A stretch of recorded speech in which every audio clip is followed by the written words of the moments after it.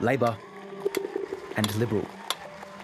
For almost 3 decades, Western Australia has been like a metronome, swinging back and forth between the two major parties, keeping time on who's in power and for how long. At the state level, West Australia has gone very regularly back and forth between Liberal and Labor, each party getting 2 terms of government. Part of the problem this time around is we don't quite know who the other side is. That side is the WA Liberal Party, which has been trying to claw its way back into relevance. Thank you all so much. After Labor's thumping victory at the last state election under then-Premier Mark McGowan. Both WA Labor and the Liberals have leaders facing their first state elections. For Labor, Roger Cook, who took on the top job after Mark McGowan retired from politics in the middle of his second term. And for the Liberals, Libby Mettam, thank you, everyone. who faces the difficult job of stitching her party back together. My government will continue to build. While anything can happen, many believe this state election has already been decided, including political analyst John Phillimore. You might expect the Liberal Party to win, given West Australia's history, but as it turns out, nobody really expects that because of the size of the Labor victory back in 2021. In an unprecedented election last time, Labor won 53 of the 59 seats in the Legislative Assembly, the lower house, which forms government. So it was a complete wipeout for the opposition. And in fact, the Liberal Party is not the official opposition in Western Australia. The official opposition is the National Party. Yep, you heard right. All this talk of the Liberal Party and they're not even leading the opposition in WA. This is the state's little-known opposition leader, Shane Love. He leads the WA Nationals Party, traditionally representing regional and rural Australians. This election, you have the power to remove an arrogant government, one that refuses to listen to the community.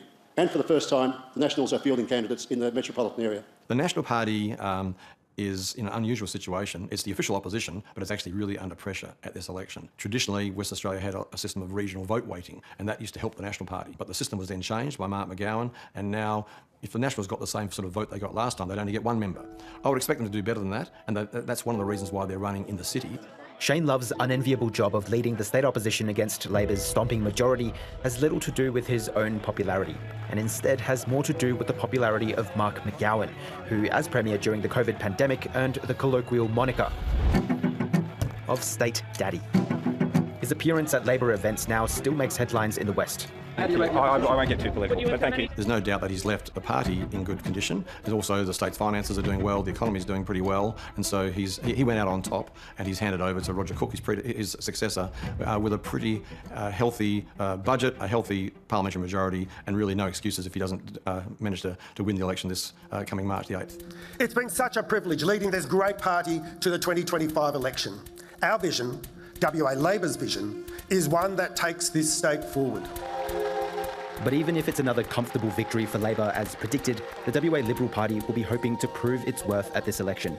Labor is failing to deliver on the basics during the largest boom our state has ever seen. And a government that I lead will focus on fixing these issues as a priority. Part of the Liberal strategy is star power. I would love to welcome to the stage Basil Zemplis, our local Liberal in Churchill. Hello, everybody. Because there's so few members of Parliament, the outside, people who are not yet in Parliament, of course, are getting a bit more attention. And of course, there is one major big beast, if you like, who is the Lord Mayor of Perth, Basil Zemplis.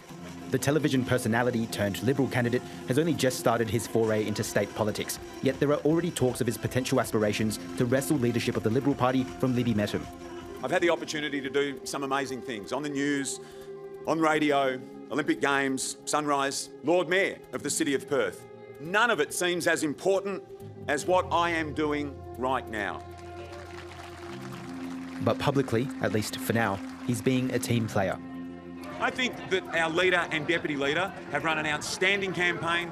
They know what they're doing. Firstly, he's got to win his seat. But if he wins his seat, you'd imagine he'd be a senior front bencher in the Liberal Party opposition, if that's what happens. And then maybe he'll bide his time and see how he goes in the next Parliament.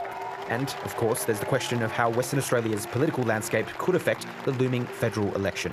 The absence of Mark McGowan means there's probably a 4 or 5% margin that maybe was added into those seats back in 2022, which won't be there. Anthony Albanese holds government by only a razor-thin margin. He only needs to lose 2 or 3 seats and he's lost his majority. And so if any of those seats go, then Anthony Albanese is looking down the barrel of either minority government or a loss at the next federal election.